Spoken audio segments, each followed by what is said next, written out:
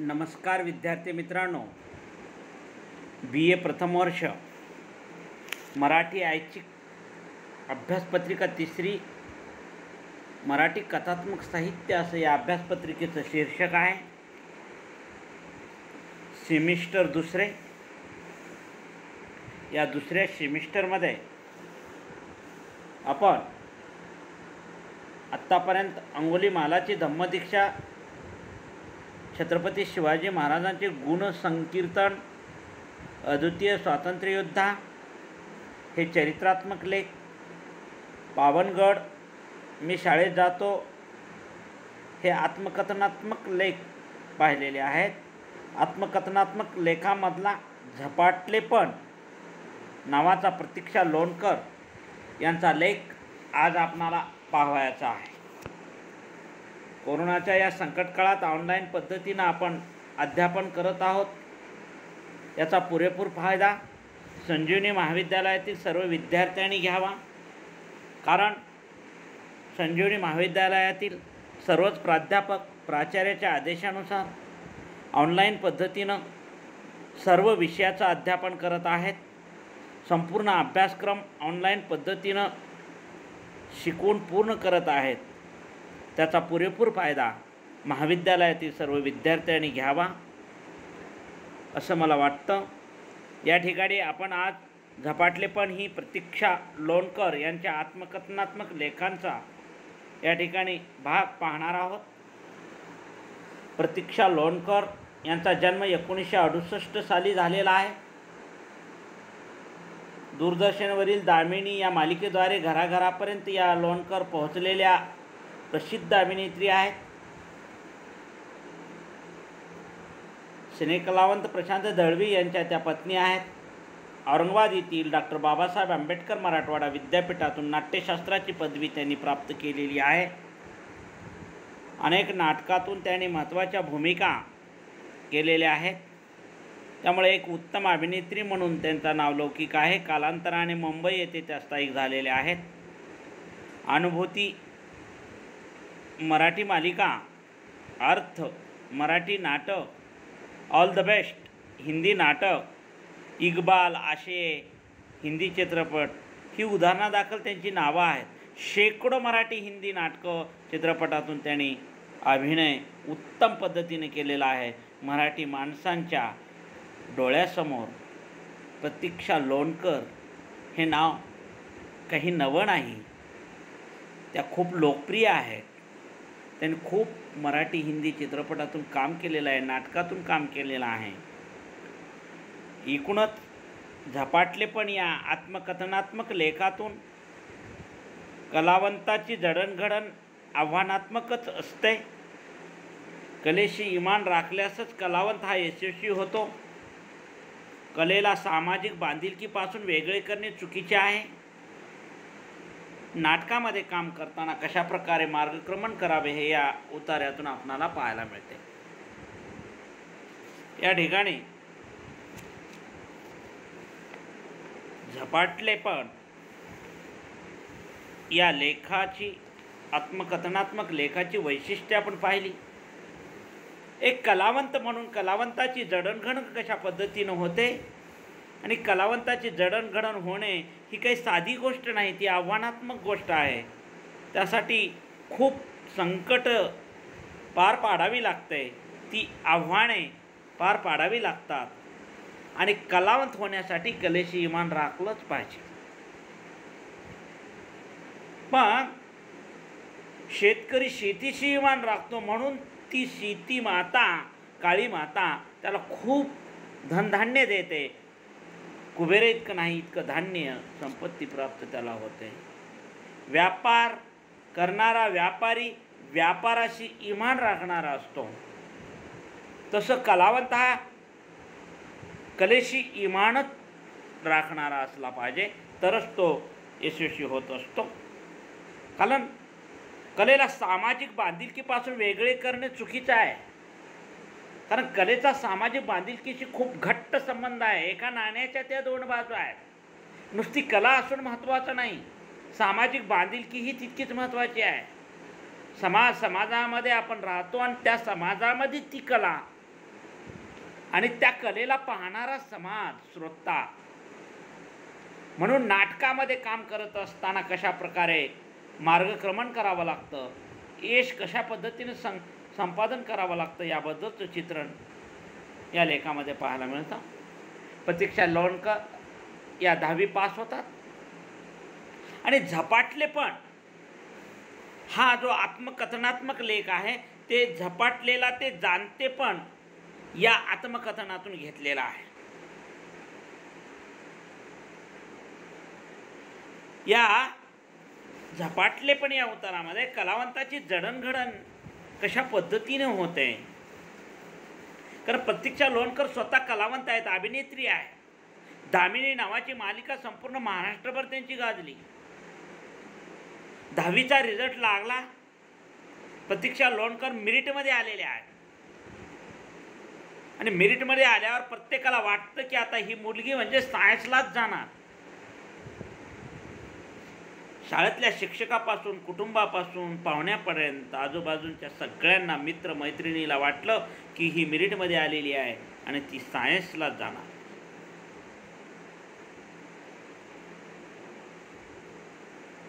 पण मी आर्ट्सलाच जाणार हा धक्का प्रतीक्षा लोणकरने आपल्या कुटुंबाला दिलेला आहे.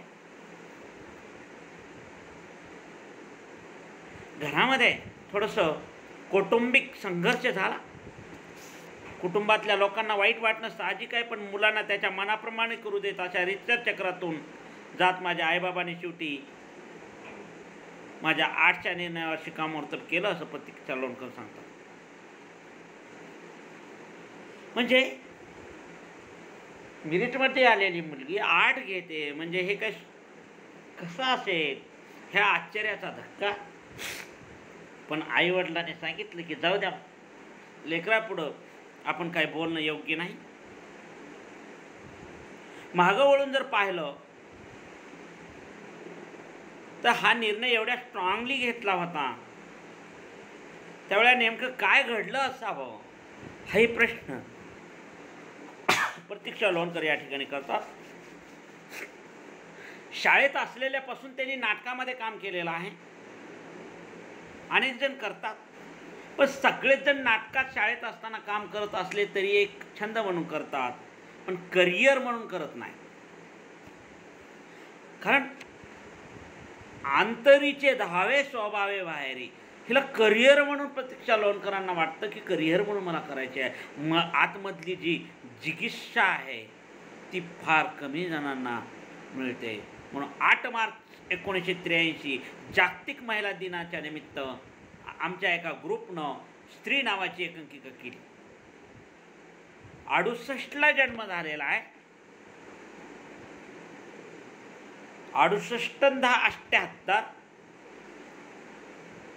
15 वर्षाच्या वयात असताना त्यांच्या ग्रुपनं स्त्री नावाची एकांकिका केली, ज्यात स्त्रियावर होणाऱ्या अन्यायाविषयी अतिशय समर्पक आणि सूक्ष्मपणे भाष्य करण्यात आलेलं होतं.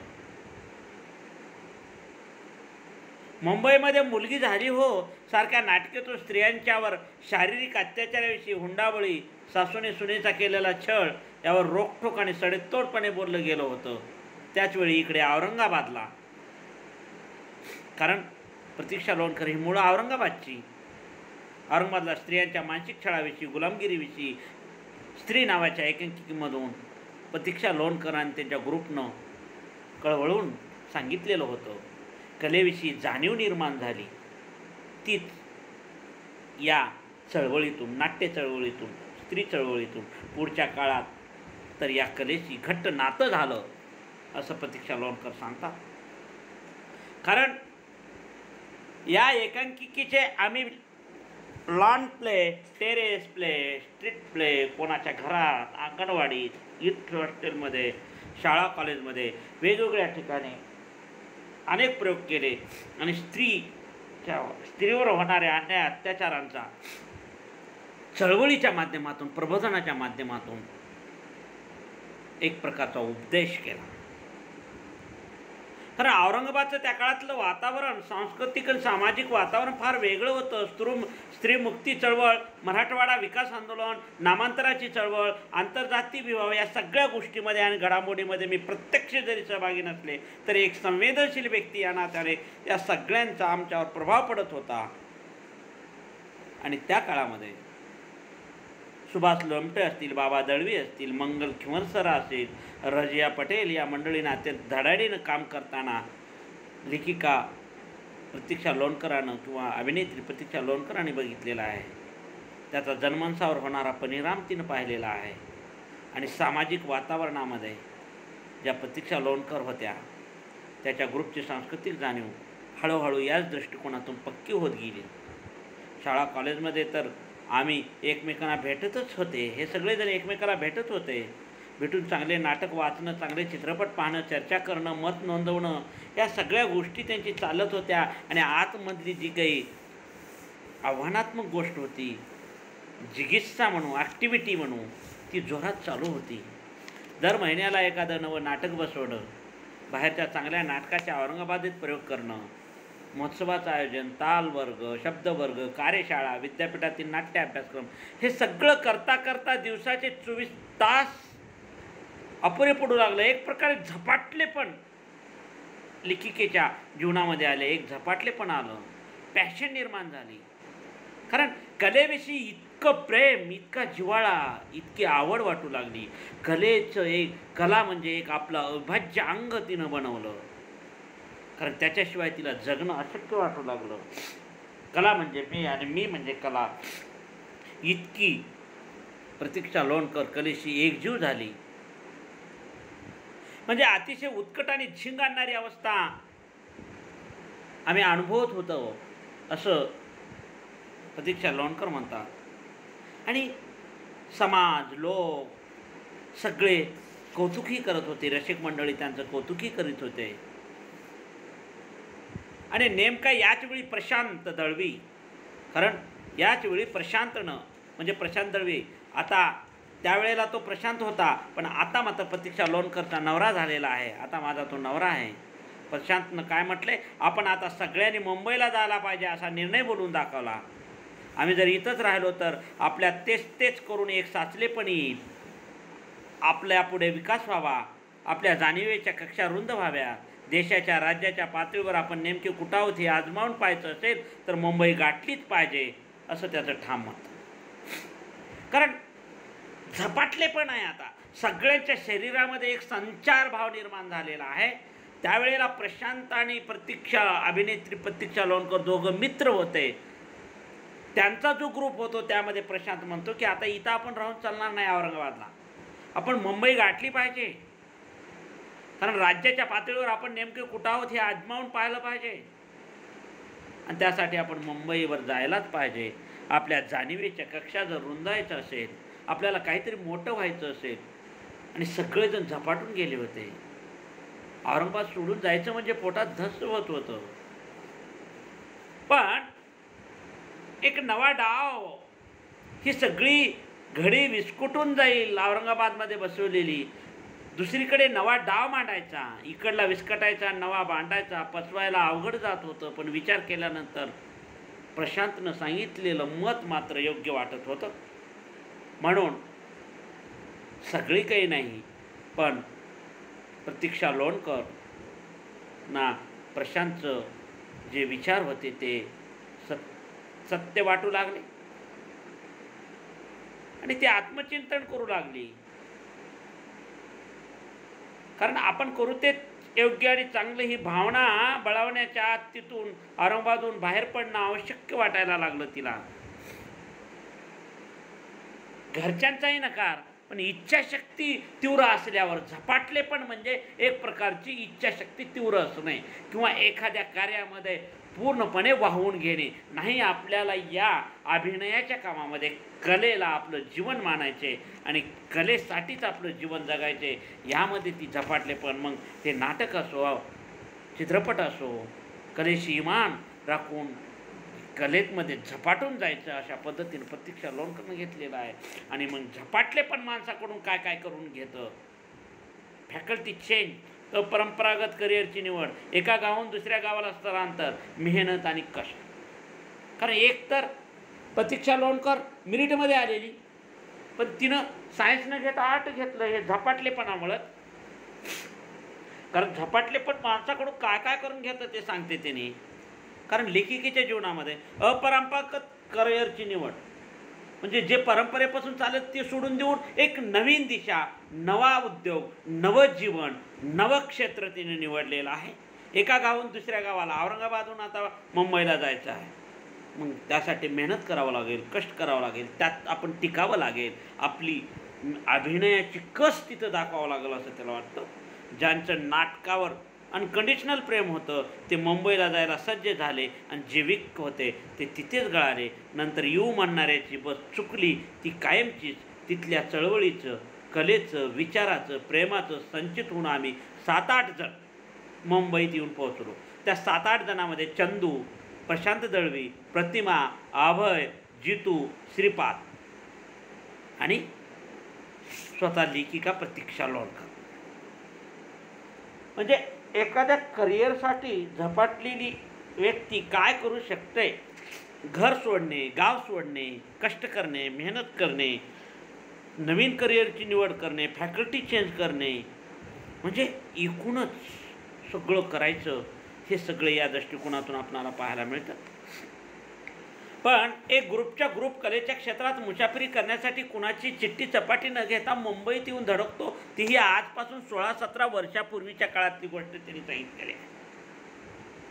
जेव्हा टीव्हीची 120 चॅनल्स नव्हती, पायलीला पसाभर VCDs निघायच्या नाहीत, किंवा एखाद्या कार्यक्रमाला सेलिब्रिटी गेस्ट म्हणून गेल्यावर खिशात गलेलट्ट पाकिट पडायचं नाही, तेव्हाच्या काळात कुठलंही व्यावसायिक गणित डोक्यात न ठेवता केवळ नाटकाच्या प्रेमापोटी आम्ही इथं येऊन पोहोचलो. आज मागे वळून बघताना ही खूप महत्त्वाची सिग्निफिकंट गोष्ट वाटते असं लेखिका प्रतीक्षा लोणकर सांगतात. एकूणच तेव्हा काही नव्हतं, एवढे 120 चॅनल्स नव्हते, भलेलट्ट पैसा मिळत नव्हता, पण नाटकावरचं प्रेम, पाकिटही नव्हतं, कुठली व्यावसायिक गणितं डोक्यात न ठेवता फक्त नाटकाच्या प्रेमापोटी इथं आलेलो होतो आम्ही.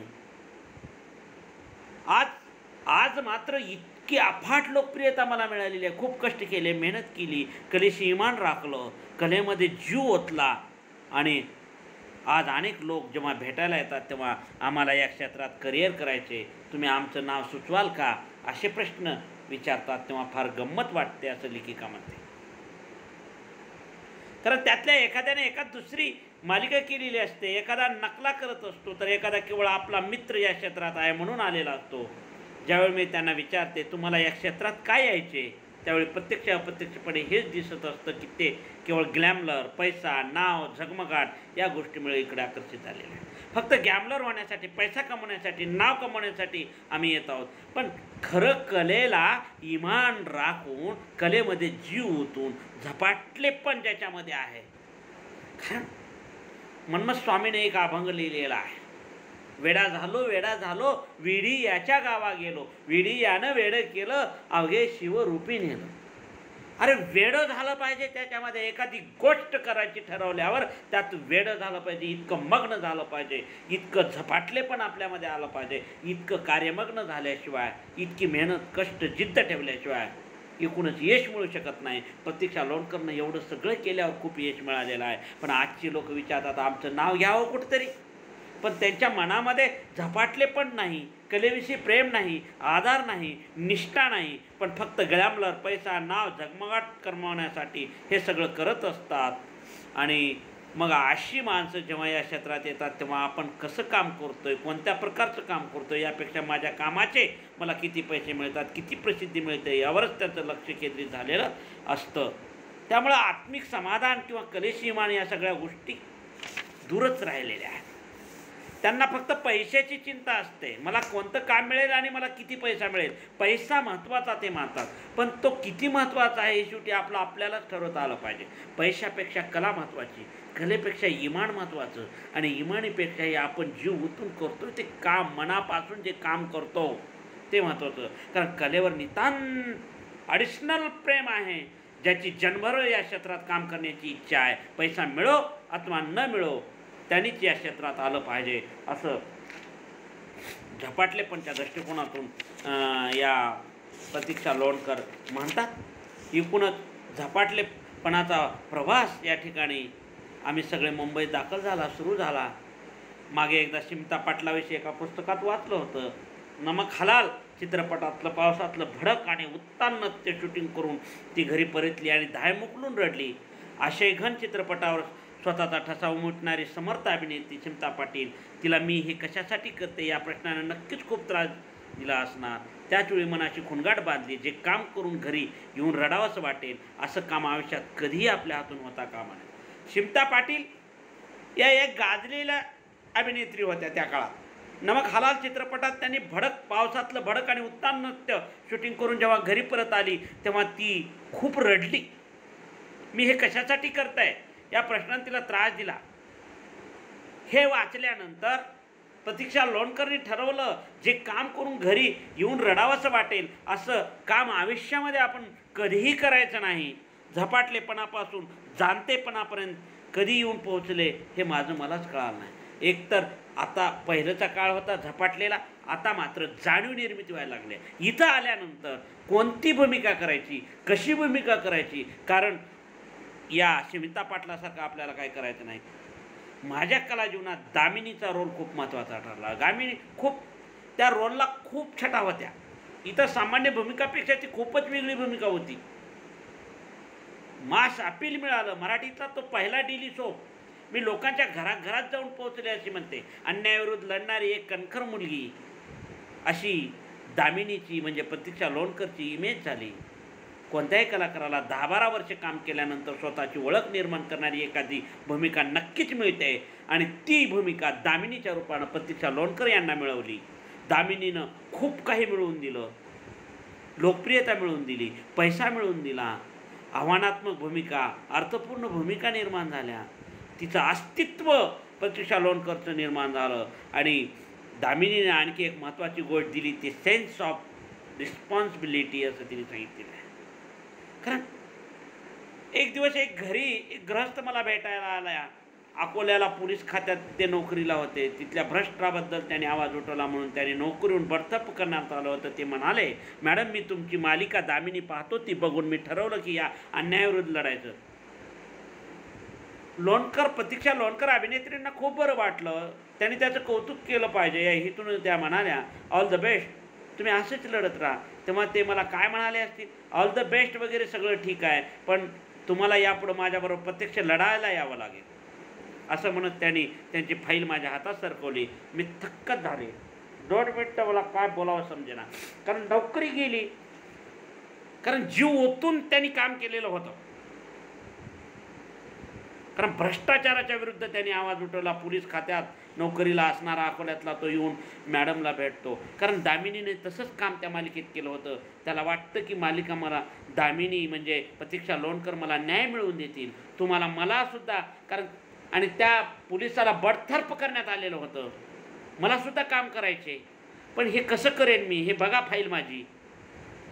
मग त्यावेळेला लेखिकेच्या डोक्यामध्ये चक्र सुरू झालं आणि वेगवेगळ्या अपेक्षा मनात नोंदवलं आणि ताकद भूमिका समजून घेऊनच मग ती स्वीकारली पाहिजे याची मनाची खुणगाट त्यांनी बांधली। दामिनीच्या याच्यानंतर मला अनेक कार्यक्रमांना बोलावणं यायला लागलं।